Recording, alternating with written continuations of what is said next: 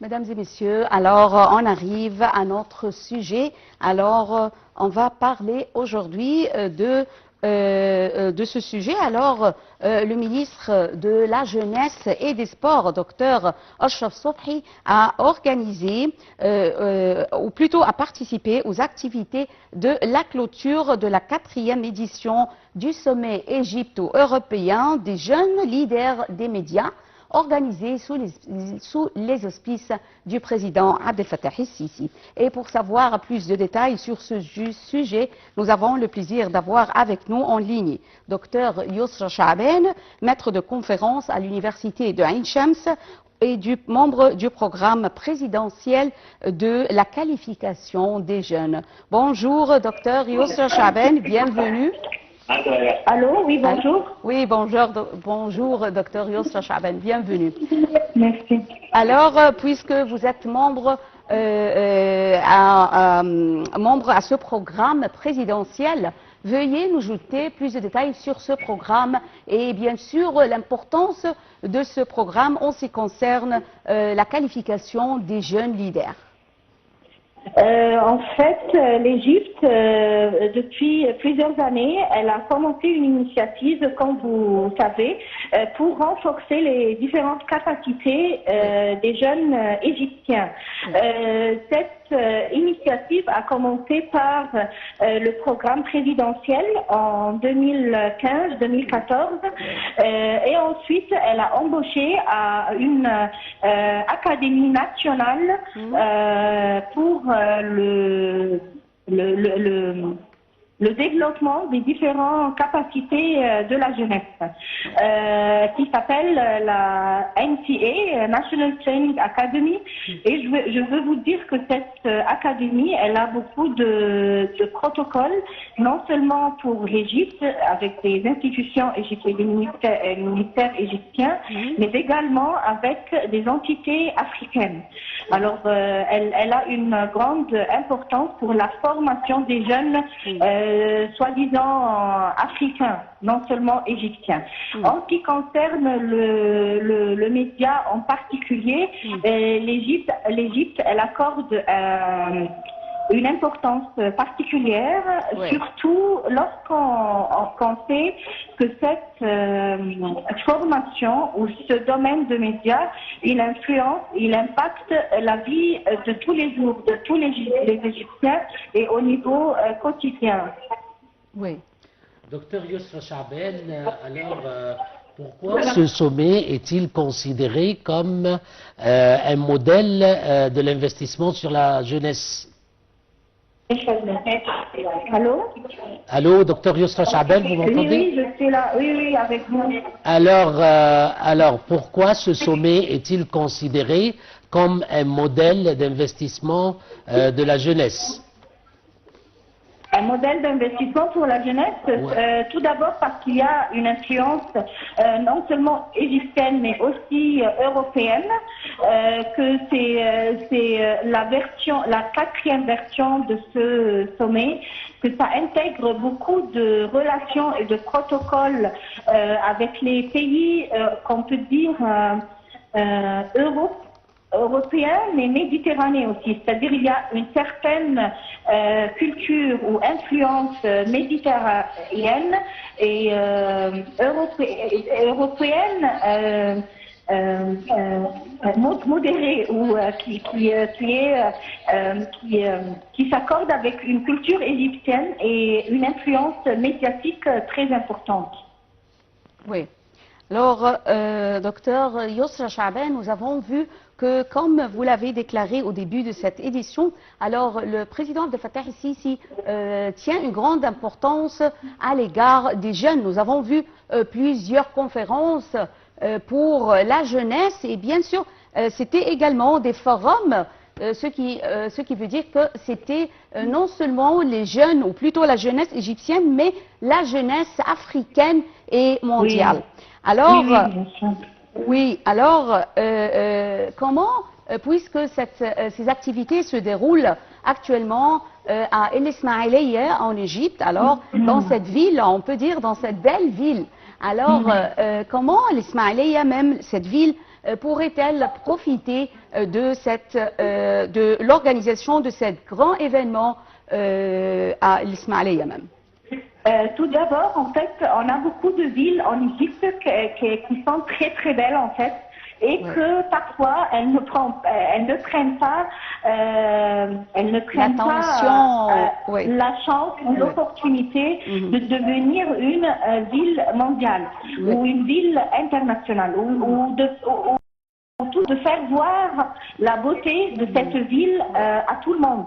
Alors moi je trouve que, parce que beaucoup d'étrangers, ils savent de l'Égypte, le Caire, Luxor, Assouan, peut-être Sharm el-Sheikh, Alexandrie.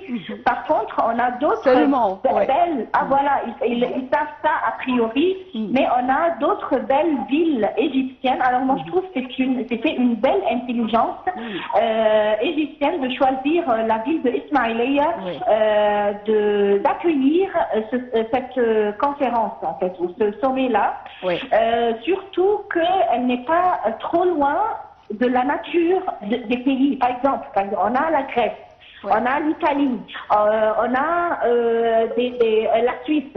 Ils sont tous des pays qui ont une vue sur mer, une vue sur lac.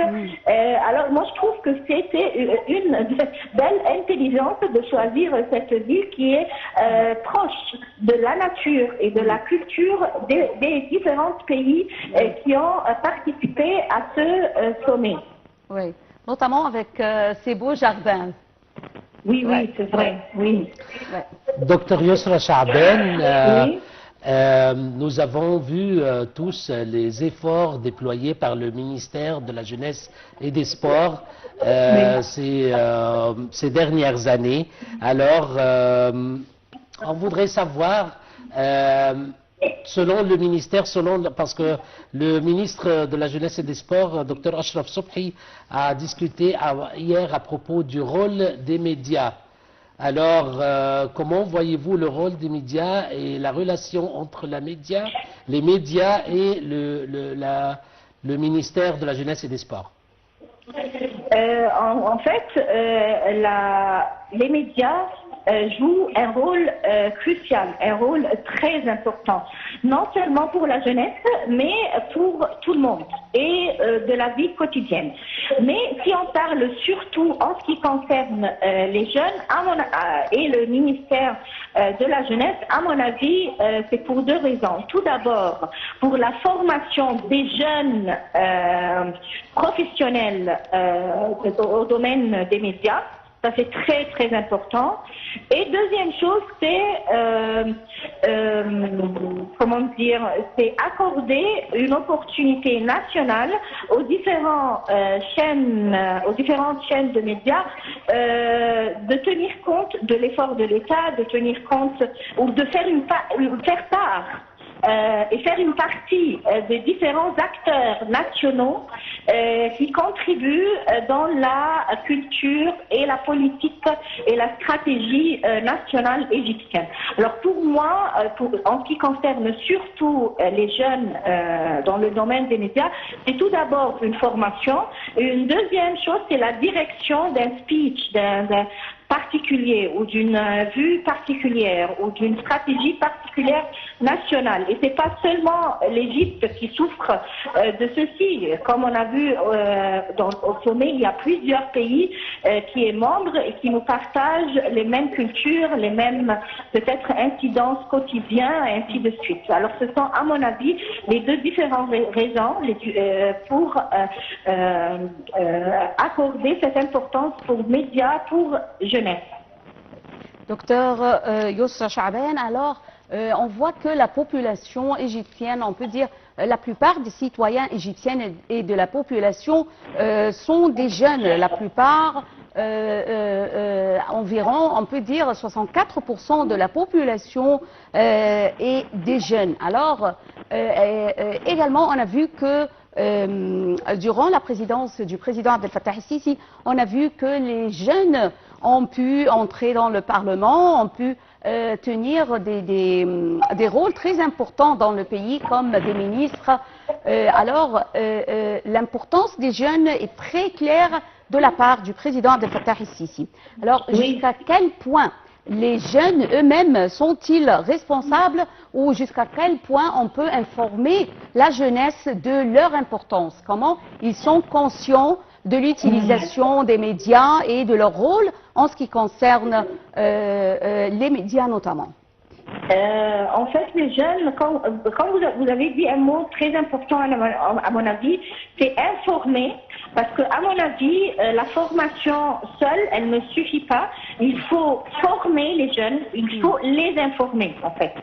Former et informer, parce que les jeunes ne vont pas survoler tout seuls en fait. Ils ont toujours besoin d'une base, ils ont toujours besoin de l'expérience, c'est-à-dire à mon avis, l'équipe du travail le plus réussi, c'est qu'il combine des jeunes et des personnes expérimentées et des femmes en fait que ça soit mixé. C'est dans la même optique en fait que la présidence égyptienne elle a choisi la ville de Ismaïlia. C'est toujours dans une optique de intégrer les villes qui ne sont pas toujours mentionnées, qui ne sont pas toujours au centre des événements.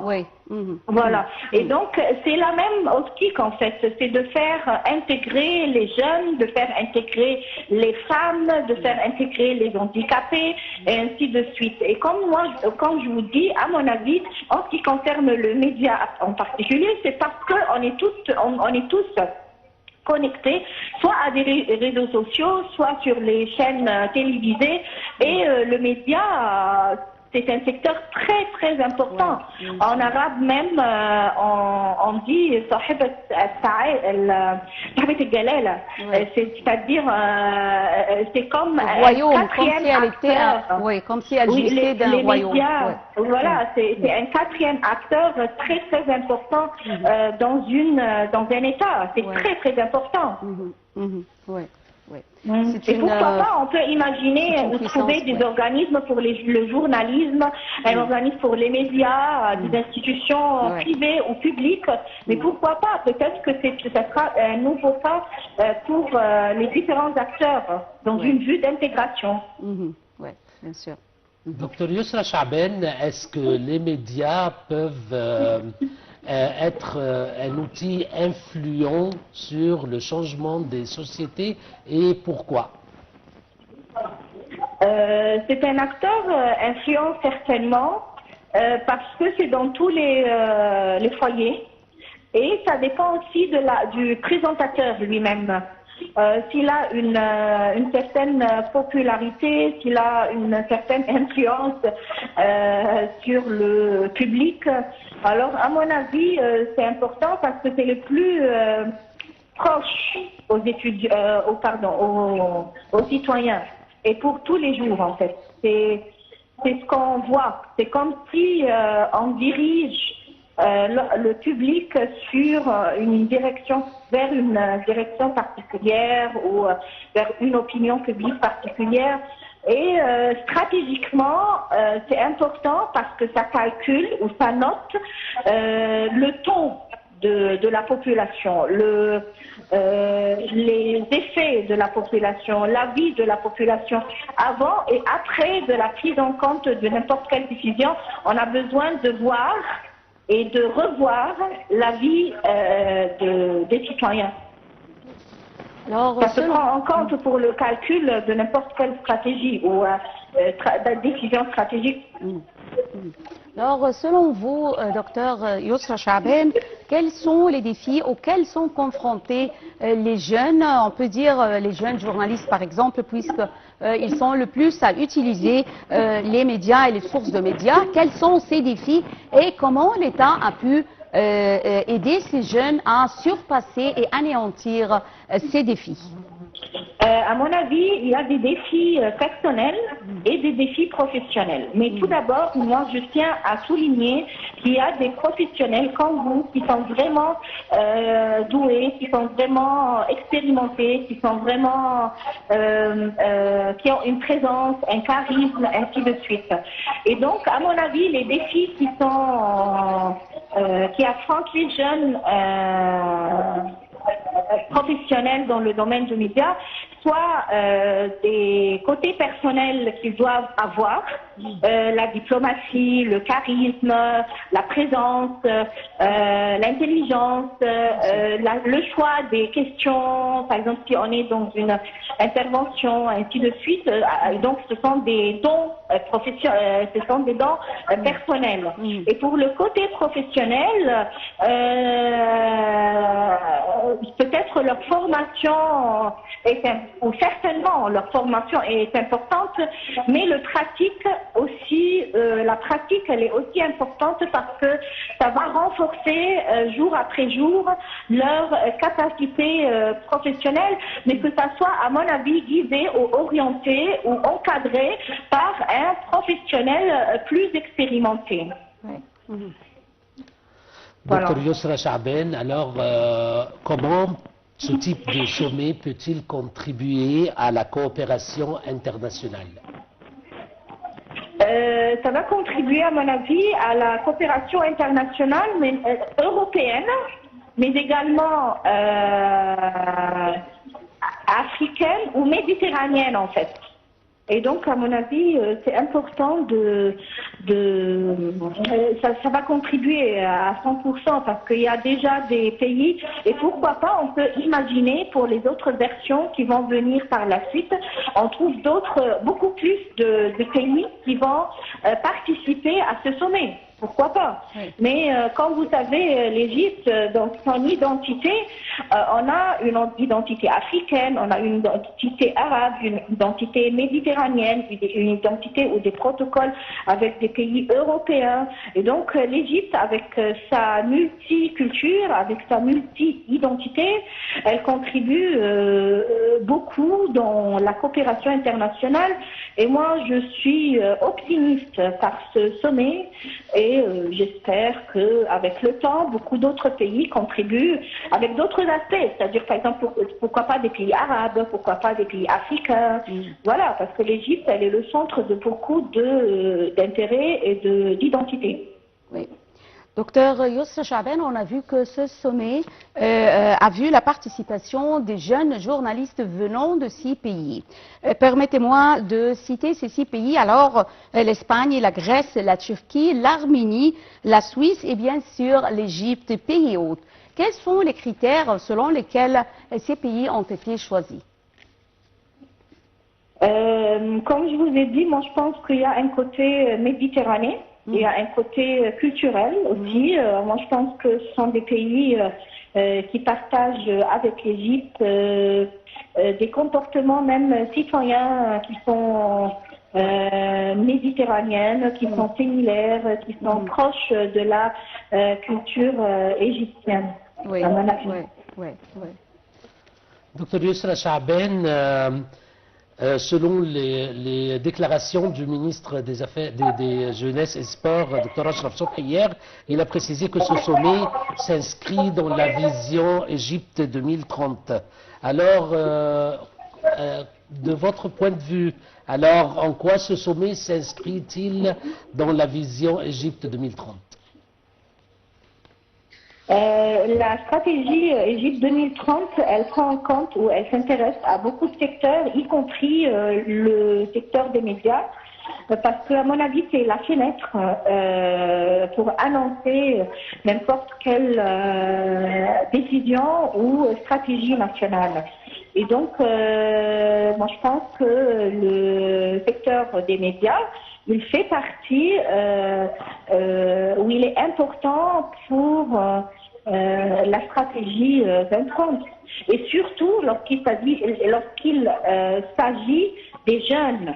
Et comme je vous dis, moi je pense qu'il faut avoir plus d'écoles de journalisme et pourquoi pas des écoles de journalisme bilatérales ou multilatérales avec les pays qui ont été membres de ce sommet. Pourquoi pas, on peut très bien imaginer des écoles de journalisme spécialisées et professionnelles avec une expérience méditerranéenne, une expérience européenne, ou une expérience et une expertise européenne aussi. Mon avis. Docteur Yousra Chaaben, votre intervention était vraiment effective. Je vous remercie infiniment pour votre intervention. Dr Yousra Chaaben, maître de conférence à l'Université Ain Shams et membre du programme présidentiel de qualification des jeunes, je vous remercie infiniment. Alors, mesdames et messieurs, je vous laisse avec une petite pause.